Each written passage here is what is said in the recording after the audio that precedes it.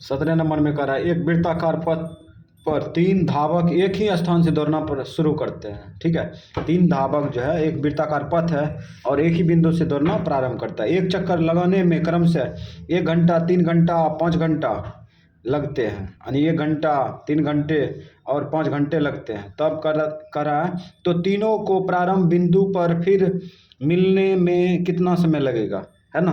तो तीनों जो है किस एक बिंदु पर पहुंचने में कितना समय लेगा ये पूछ रहा है।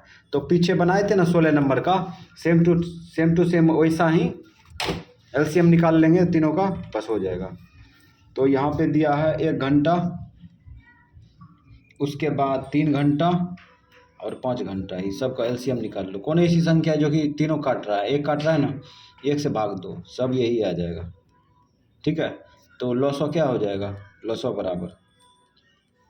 लॉसो बराबर आ गया 3 गुना 5 15 घंटे लगेगा। ठीक है, यानी कि ये वृत्त है, वृत्ताकार पथ, इस बिंदु पर पहुंचने में तीनों को कितना समय लगेगा, 15 घंटा।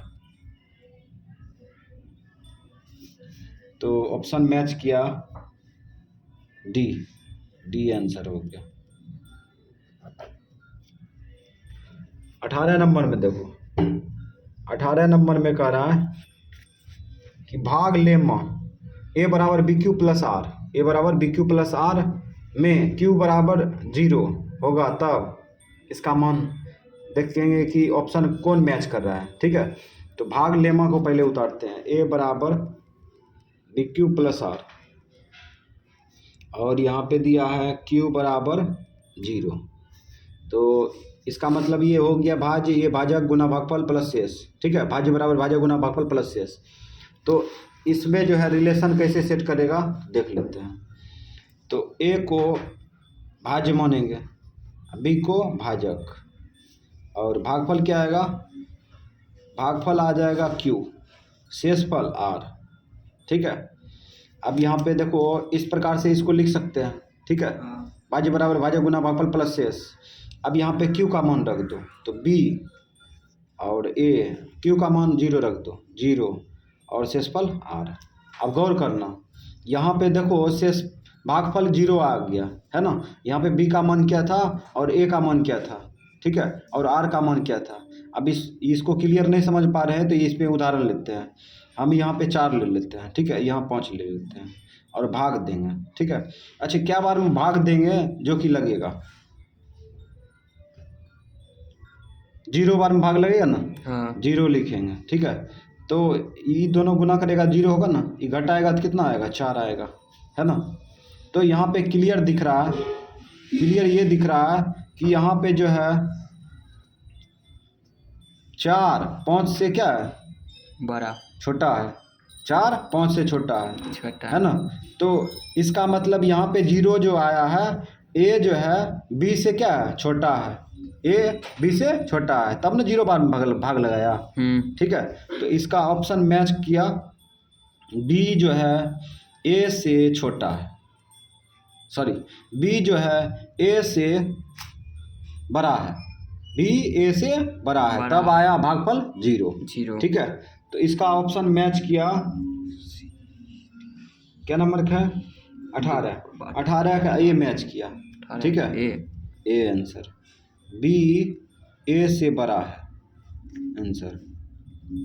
ठीक है, इस प्रकार से उदाहरण लेके हम लोग बना सकते हैं। जैसे मान चलो यहाँ पे 4 है, ठीक, यहाँ पे 4 है और यहाँ पे 2 है, ठीक, भाग लगाएंगे।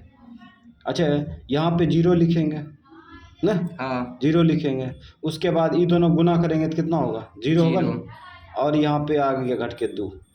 ठीक आया ना, हाँ। तो इसका मतलब क्या बार में लगा, 0 बार में लगा।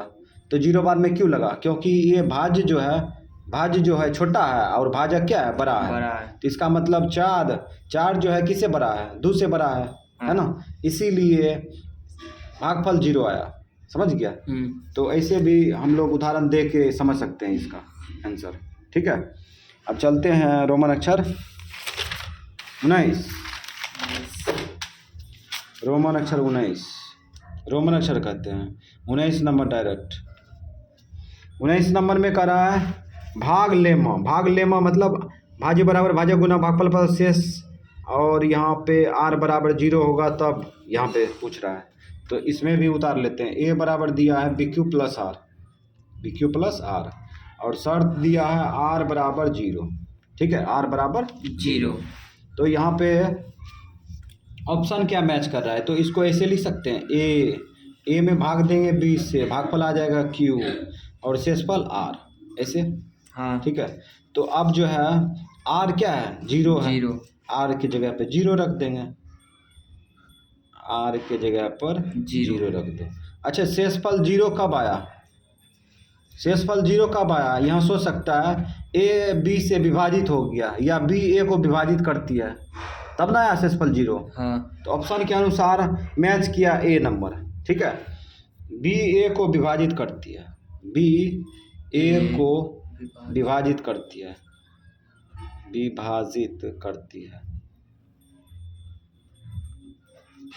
तब ना शेषफल 0 आया। हाँ, ये आंसर हो गया। तो ऑप्शन मैच किया तुम्हारा ए, तब शेषफल 0 आया। तो इस प्रकार से हम लोग समझ सकते हैं, ऑप्शन मिला के टिक मार सकते हैं।